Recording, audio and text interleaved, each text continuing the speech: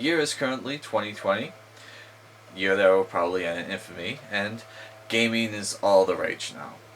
And, of course, I've been looking back at old collections, old games, worth looking at what to review, and I came across this little gem, Terminator Salvation.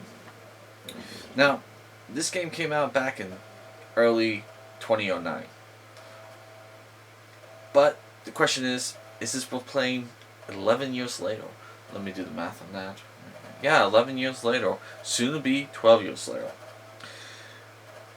Long and short of it, no. Let's get into it.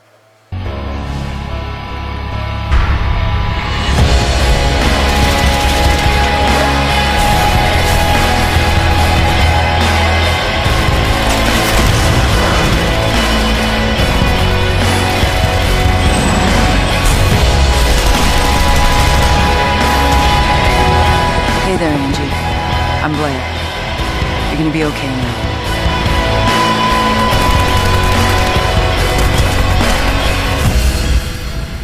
So, this was a tie-in movie video game made for the film Terminator Salvation that came out in 2009 with Christian Bale and Sam Worthington.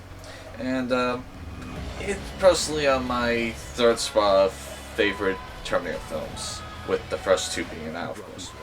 But the company Evolved Games decided to release a tie-in video game effort with this movie to try and help boost sales for the film.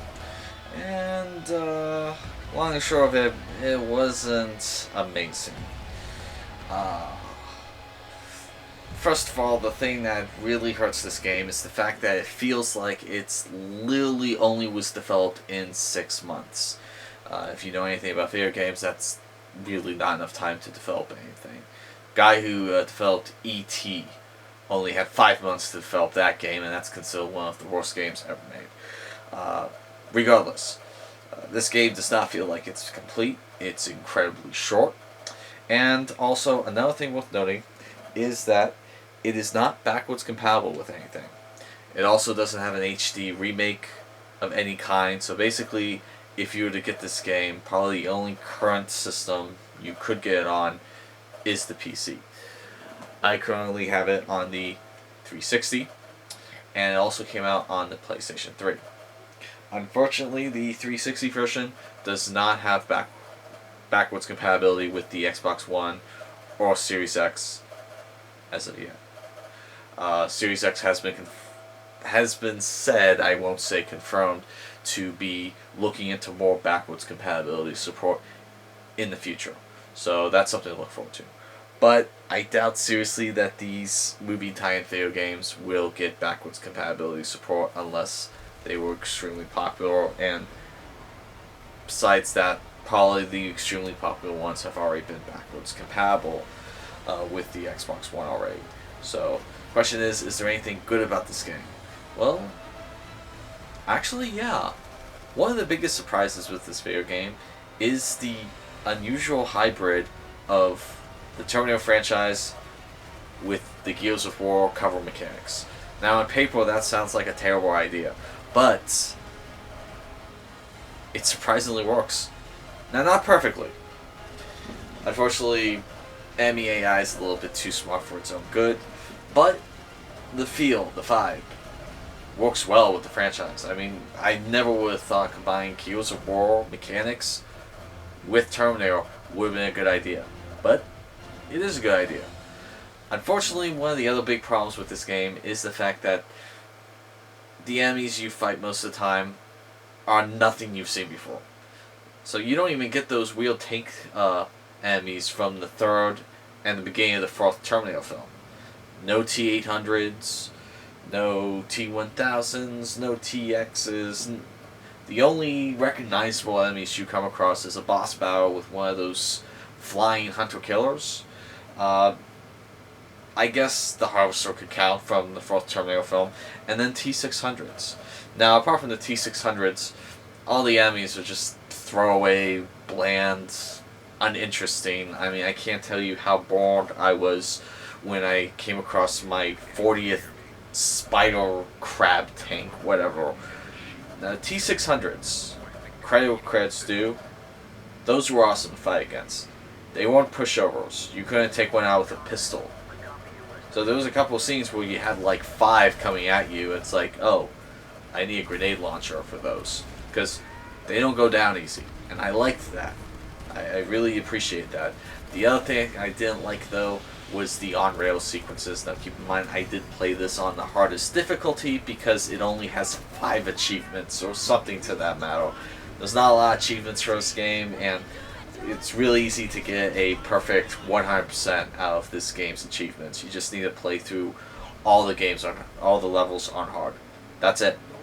Apparently there's a trick where you just have to play the last level on hard and you get all of them regardless. So, I didn't do it that way. I was the idiot that did the old-fashioned way, and unfortunately I had to deal with a lot of deaths. A lot of deaths, simply because the game was so hard, because the game was so cheap. On the hardest difficulty, you die almost instantaneously, and the rail sections, there's no way to stop enemies from hitting you unless you have incredible accuracy. Word of warning, you don't have that good of accuracy in this game at all. Alright? The aiming mechanics is just way too wishy-washy. It doesn't feel precise. It feels like you want to go over an inch and you go over 2 inches. It's just, it needed a lot more polish with this game. So I would not say that even casual Terminator fans would enjoy this. I would say probably the most die-hard Terminator fan might enjoy this game if they're watching the entire film series in order and they decide to take a break between 3 and 4. They could then pop this game in, get a 4-hour experience with it, and that's about it. There's really no replay value apart from couch co-op, but I mean, let's be honest, it's kind of rare for people to play couch co-op games these days. Not that I'm saying no one wants to. I'd love to do that, but it's just kind of hard to find people to play couch co-op with you anymore. So, and the crazy thing is, this game I have found on Amazon around the $40, $47 range. Now, that is subject to change, and it may not be that when you go and check it on, but this is not an easy game to find. Alright? Probably because they didn't make that many of them. Alright? Probably because once the game didn't get that many good reviews, they stopped making it. And so there's probably not a whole lot of copies out there. So, it's not that great of a game. There's very few of them out there. And so probably if you have a copy, you could probably get a good chunk of change for it. Who knows? I might keep this. I might hold on to it simply because I'm a big Terminator fan. But at the same time, I doubt I might ever play this more than once again. Maybe a second time in my older years. It's not a game I would really say I'm going to replay. So because of that, I don't think Terminator Salvation is worth a purchase in 2020. So, that's my new review of Terminator Salvation. Did you guys enjoy the game? What did you think about it? Was there anything in the game you enjoyed? I mean anything. Any type of scenario, voice acting. I hated the voice acting, by the way, but maybe you enjoyed it. What did you think of the new Terminator game that came out a year or 2 back, Terminator Resistance?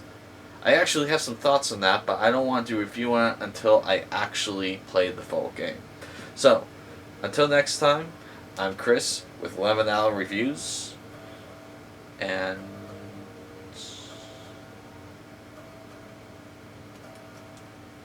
that's all.